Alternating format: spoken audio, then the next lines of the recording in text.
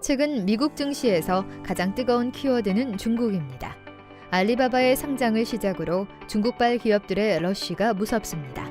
선뜻 공산주의 국가라는 사회적 색채와 기업 경제에 꽂힌 창업은 잘 연상되지 않을 수도 있습니다. 그러나 중국은 중화민국이 수립되기 훨씬 오래전부터 역사적으로 상업을 근본으로 삼는 대표적인 나라 중에 하나였습니다. 중국인들은 기본적으로 시장 경제에 대해 밝은 측면을 갖고 있을 뿐만 아니라 시장의 수요를 바탕으로 공급을 설계하는 상업의 기본적인 개념에 충실했습니다. 중화민국의 수립으로 잠시 주춤했었던 중국인의 이러한 색채는 덩샤오핑의 개혁 개방 정책이 시작되며 다시 불을 피우게 되었는데요. 중국인들이 사업을 만들어가는 과정은 단순합니다.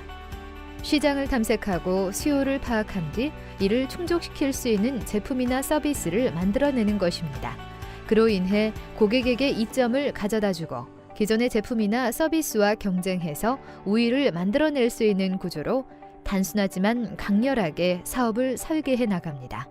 또한 중국을 넘어서 세계 곳곳에서 수요를 중심으로 사업을 설계해 나가는 중국인들의 특성은 화교로도 대표됩니다. 2016년 개최되었던 아시아 학생 창업 포럼에서는 베이징 소재 대학 창업 기업들이 사업 설계 발표가 이슈가 된 적이 있는데요.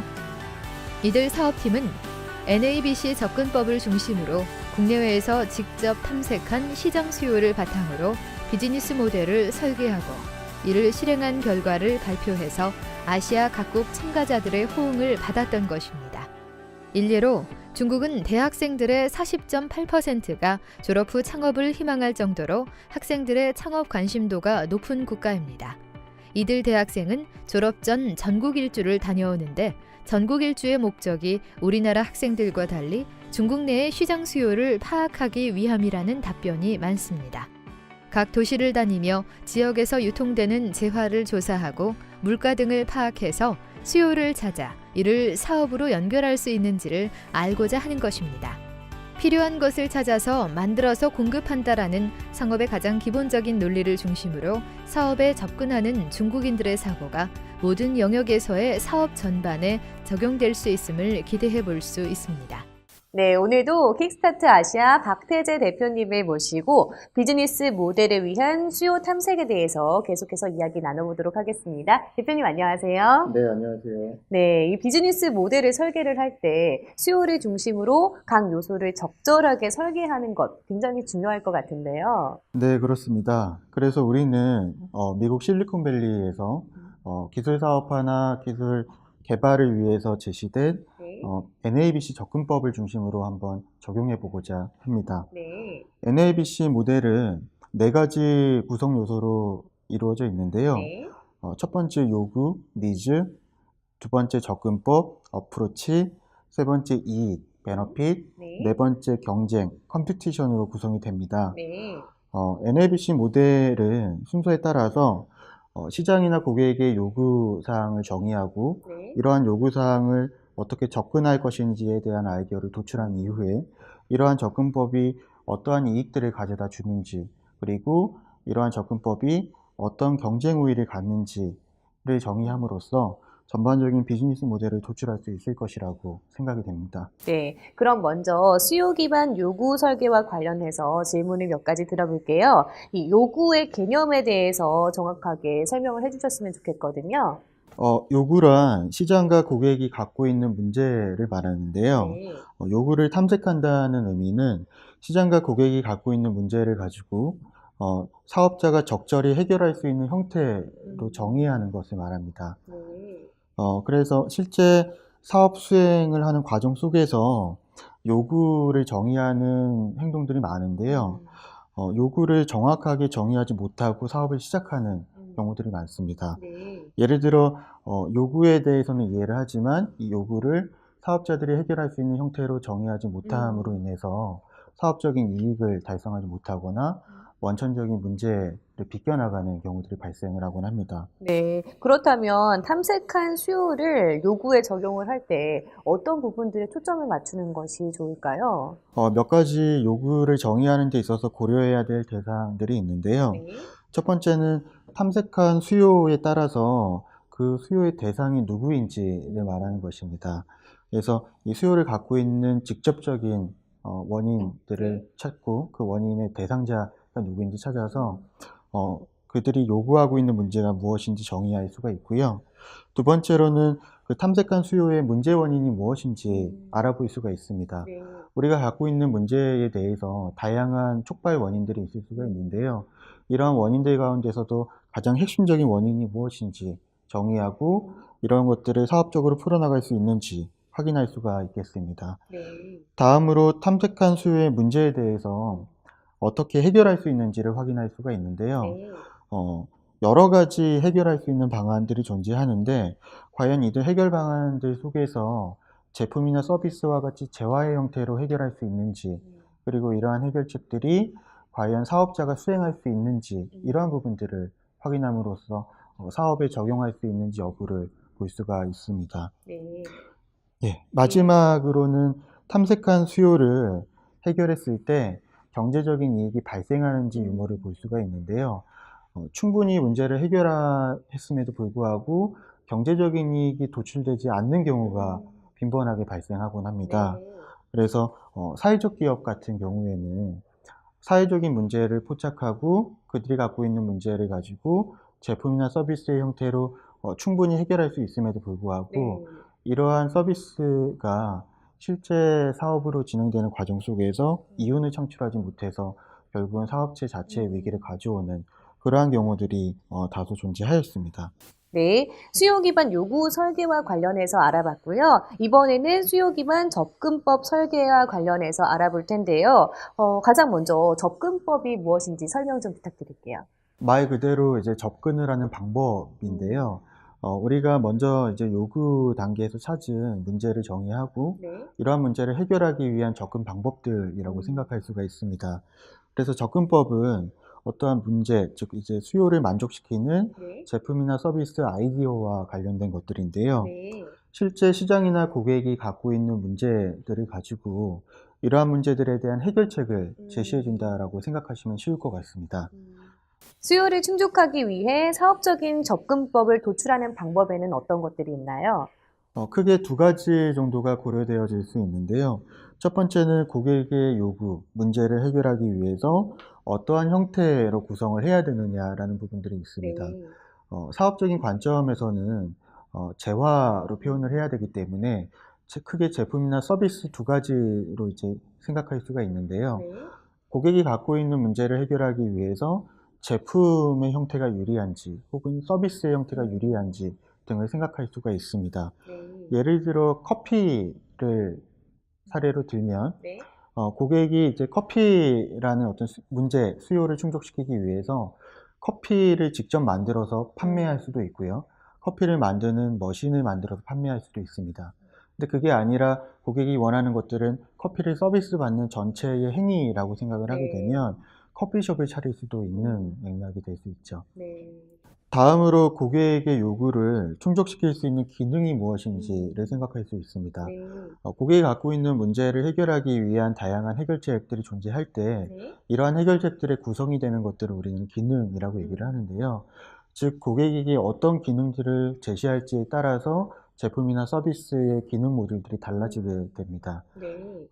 요즘 3D 프린터가 화두이고 3D 프린터와 관련된 사업들이 많아지고 있는데요. 실제 건강한 사업 모델로 성장하고 있는 3D 프린터 사업은 극히 드물다고 할 수가 있습니다. 이러한 부분들이 고객을 충족시킬 수 있는 기능이란 부분과 관련이 되는데요. 네. 고객들이 3D 프린트에 대한 관심도가 높아지고 있는 것들은 사실이지만 이들이 직접 3D 프린터를 가지고 어떤 행위를 하고자 하는 것들은 아닙니다. 그렇기 때문에 고객들이 정말 3D 프린터에 관련돼서 요구하는 기능들을 예측하고 이러한 기능들을 제공하는 것들이 중요하다고 할 수가 있겠습니다. 네, 그렇습니다. 자, 다음으로 수요 기반 이익 설계와 관련해서 질문을 드려볼게요. 이 사업 행위를 통해서 이익에 해당하는 주체를 정해야 할 텐데요. 이 주체는 누구로 정의를 내리는 것이 좋을까요? 하나의 사업 행위를 진행하는 과정 속에서 이익을 얻는 주체는 굉장히 다양하게 생각할 수가 있는데요. 첫 번째로는 생산자가 될 수 있습니다. 생산자란 어떤 제품이나 서비스를 생산하는 사람 제품이라고 네. 설명할 수가 있고요. 이 생산자의 경우에는 특정한 제품을 생산함으로 인해서 그 사업적인 이윤을 남기는 것으로 고려할 수 있습니다. 네. 다음으로는 이 생산자가 생산한 제품이나 서비스에 의해서 혜택을 보는 소비자인데요. 제품을 구매함으로 인해서 그들의 문제를 해결하고 그것들로 인해서 효익을 발생시킬 수 있는 사람들이라고 할 수가 있겠습니다. 네. 그런데 조금 더 우리가 생각해 봐야 할 점은 이러한 생산자와 소비자 이외에도 이 생산자와 소비자의 사업 활동 과정 속에서 이익을 볼 수 있는 이해관계자들이 다수 발생한다라는 부분들입니다. 네. 예를 들면 소비자가 제품을 사용하는 단계에서는 소비자뿐만이 아니라 소비자와 직간접적으로 연관되는 이해관계자들이 또 다른 이익들을 보는 관계가 만들어지게 됩니다. 네. 예를 들면 소비자가 상품을 구매하고 그것들을 재판매하는 과정 속에서는 상품을 중고로 거래하는 시장이 형성되게 됩니다. 그럼 이와 관련된 이해관계자들이 만들어지게 네. 되고 이러한 관계자들이 또 이익을 볼 수 있는 주체라고 얘기할 수가 있겠죠. 네, 다양한 주체를 고려해야 한다, 이런 말로 들리는데요. 이 주체들이 얻는 이익에는 또 어떤 것들이 있는지도 궁금해요. 크게는 경제적인 이익과 비경제적인 이익으로 구분할 수가 있는데요. 가장 중요한 것은 물론 경제적인 이익입니다. 네. 소비자가 자신의 문제를 해결하기 위해서 재화를 선택하고 그 재화에 따른 가치를 지불하는 것들, 그래서 어떤 효익을 얻는 것들, 이런 것들이 가장 큰 경제적인 이익이라고 할 수가 있고요. 네. 생산자 또한 그러한 재화를 공급함에 따라서 물건이 팔려서 이익을 얻는 것, 사업적인 이익이 가장 큰 이익이라고 할 수가 있습니다. 네. 그러나 경제적으로 가산되지 않는 비경제적인 이익도 고려될 수가 있는데요. 경제적인 이익에 따라서는 저희가 이제 가치라든지 혹은 감성적인 부분들이 있을 수가 있습니다.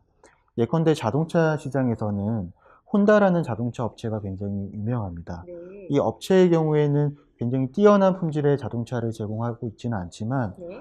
어떤 기술의 혼다라는 브랜드 가치를 통해서 소비자들에게 충분히 그 경제적인 효과를 가져다주는 결과들을 볼 수가 있습니다. 네, 그렇군요. 경제적인 이익과 또 비경제적인 이익에 대해서 설명을 해주셨어요. 자, 그럼 마지막으로 수요 기반 경쟁 설계와 관련해서 질문을 드려볼게요.